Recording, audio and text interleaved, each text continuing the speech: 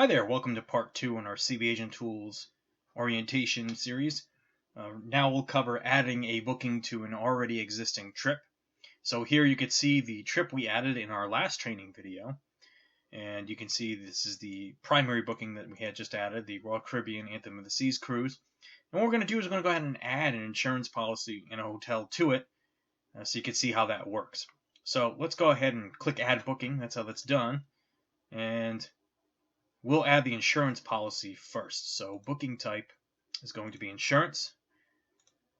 The different insurance vendors we have available are here. You see we have two. We'll be adding more as we need them, but those are the two we use most of the time. The product is an insurance policy.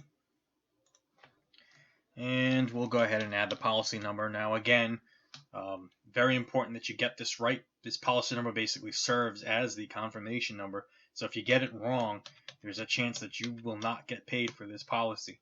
So I always recommend copy and pasting if you can. If you can't, take your time, make sure it's right. Now, this policy begin date, even though the cruise is October 10th, we're going to add a hotel that actually starts October 8th in a bit. So the policy should cover that hotel too if we did our job right as an agent. And so that's what we're going to put here, is that the policy actually begins October 8th.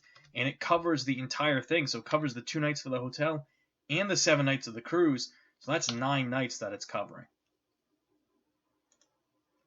Now you can see these are the passengers that exist in the primary booking. These are the only ones you can pick because it wouldn't make sense to add a passenger to the insurance policy that isn't on the primary booking.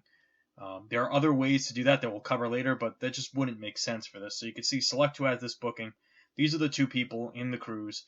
We'll say that they're both covered by this insurance policy. Pricing, this works similarly to the add reservation screen that you saw before.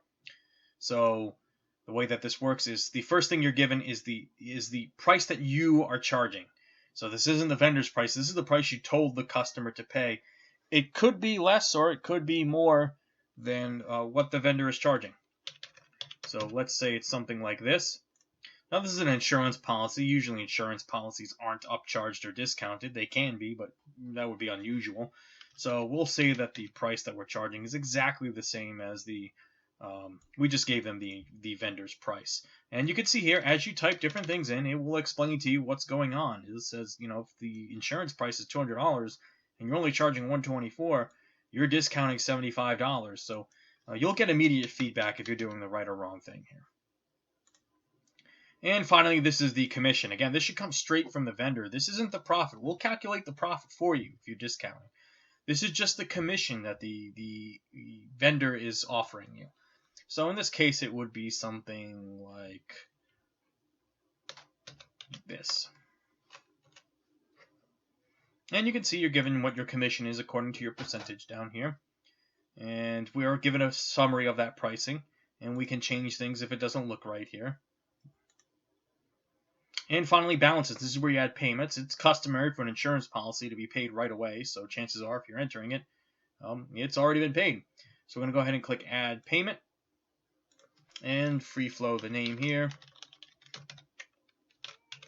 Today's date.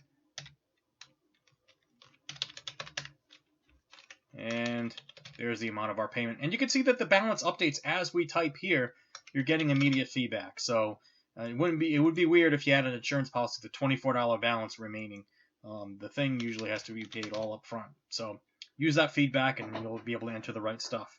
Now when you click Continue, there's your summary. If everything looks good, go ahead and we're brought right back to the page here.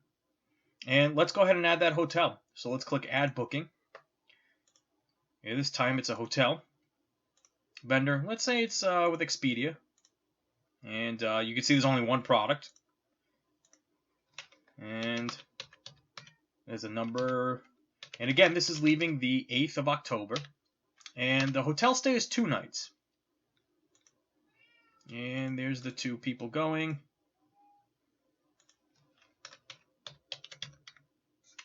And the price would look something like this. And the commission would look something like that. And again, we have our balances. I'm going to go ahead and free flow the name. Here's the payment date. We'll say it's a credit card, and the whole thing's being paid.